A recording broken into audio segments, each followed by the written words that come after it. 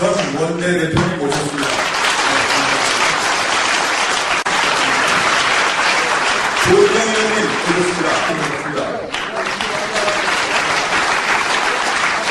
하준남 의원님 모셨습니다. 김상수 의원님 모셨습니다. 감사합니다. 신계철 의원님 모셨습니다.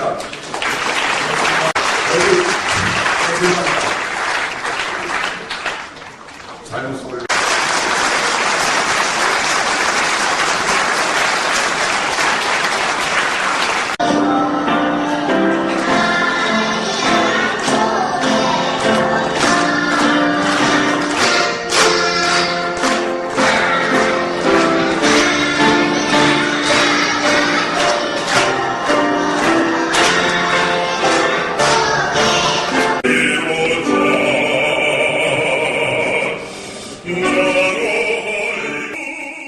또 3일이 남아 있습니다.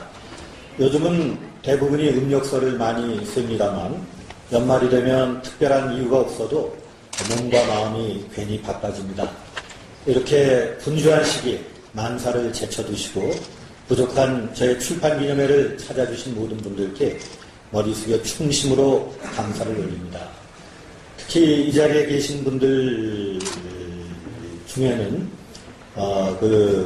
오래전에 잡혀있던 연말 여행이나 또 지방 출장 같은 일정을 취소하시거나 변경하시면서까지 참석해 주신 선배님들도 계십니다.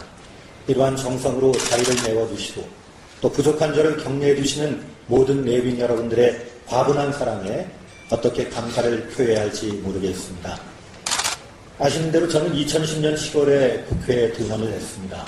등원한 후에 본회의에서 인사 말씀을 올리면서 국회의원에게 주어진 직무의 막중함을 깊이 인식하고 소임을 다하기 위해 혼신의 힘을 쏟겠다. 또 임기 중반에 원내에 들어온 만큼 몇 배로 공부하고 일해야 함을 항상 명심하면서 최선을 다해서 나라와 국민을 섬기겠다라고 다짐한 바가 있습니다. 이 약속을 지키기 위해서 나름대로는 열심히 노력했습니다.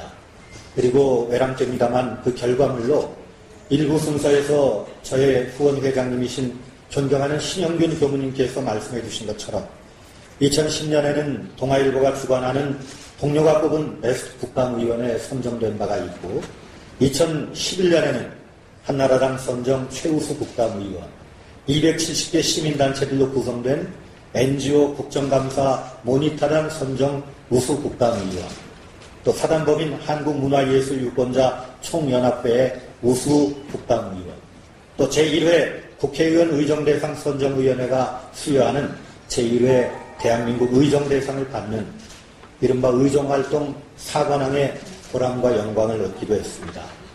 모든 것이 하나님의 은혜이며 항상 저에게 사랑을 주시는 여러분들의 뜨거운 성원의 덕택이라고 믿기에 이 자리를 빌어서 거듭 깊이 감사를 올립니다.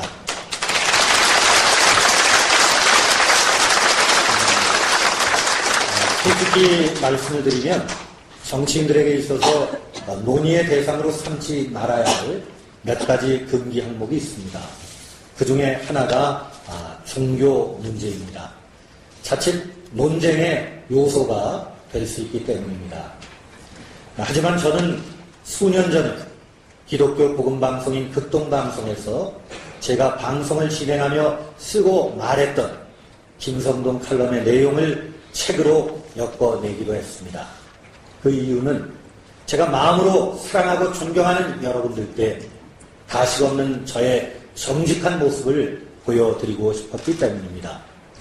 선거용 책, 정치용 책이 아닌 생생한 제 생각, 가치관, 세계관을 진솔하게 말씀드리는 것이 도리라고 여겼기 때문입니다.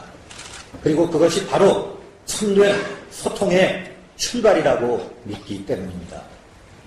아울러 제가 이 기회를 빌어서 분명히 말씀 올리는 것은 제 종교가 소중한 만큼 다른 분들의 신앙도 소중하게 생각하고 있으며 또 깊이 존중하고 있다는 점입니다. 아울러서 정치인으로서, 공인으로서 정책을 토의하고 논의할 때 언제나 편견 없는 균형 있는 시각, 공정한 자세를 지니기 위해 엄정히 노력하고 있고 앞으로도 흐트러짐 없이 이를 명심하겠다는 말씀을 분명히 올립니다. 존경하는 내빈 여러분, 많은 사람들이 지금 위기를 이야기합니다. 한나라당의 위기, 나아가 나라의 위기를 말합니다. 그러나 저는 이때야말로 위기라는 단어의 본질적인 함축성처럼 위험 속에 감추인 기회의 싹을 보는 용기와 슬기가 필요하다고 생각을 합니다. 자,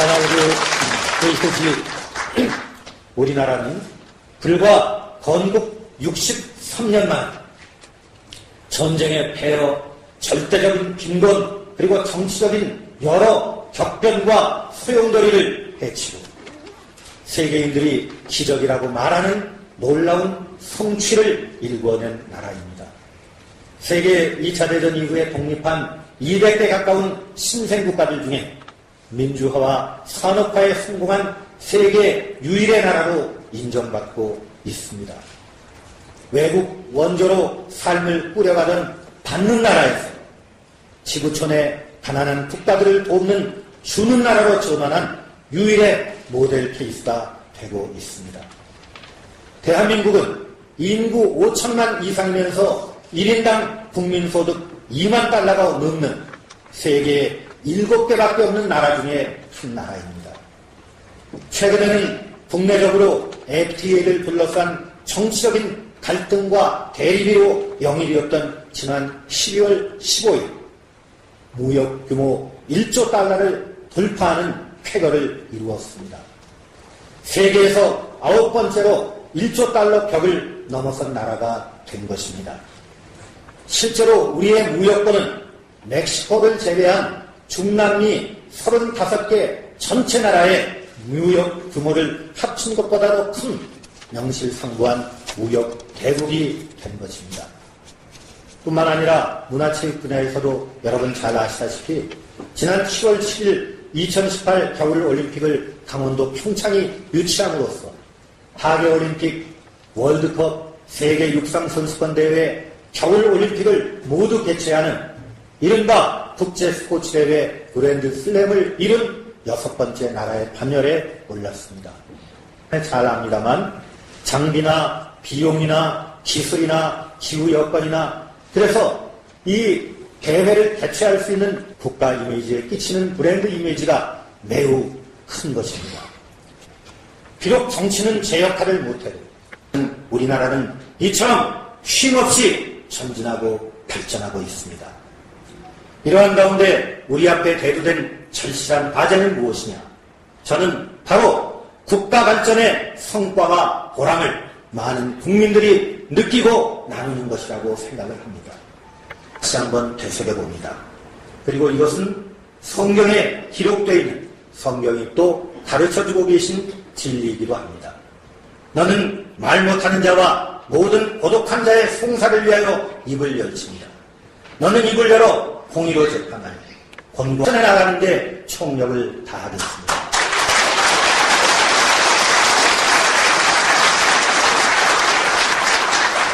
존경하는 자, 새해를 눈앞에 두고 저는 오늘 여러 지인 어르신들을 모시고 질그릇에 담은 세상이라는 언론 등에서는 말합니다. 내년 총선 그리고 대선 한나라당이 수도권에서는 쉽지 않다.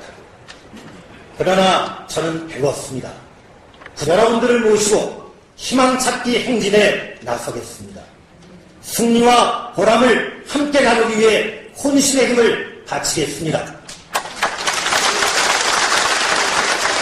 저를 격려해 주시고 위에서 기도해 주시고 함께 울어주시고 웃어주시는 사랑하는 한 분 한 분의 기대와 염원을 사무치게 새기면서 우리들의 삶의 터전인 이 땅에 이 나라에 희망의 꽃을 피우기 위해 군골쇄신의 각오로 뛰겠습니다.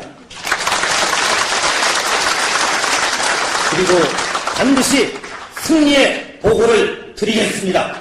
끊임없는 지도 평가를 간절히 부탁올립니다. 여러분 대단히 감사합니다.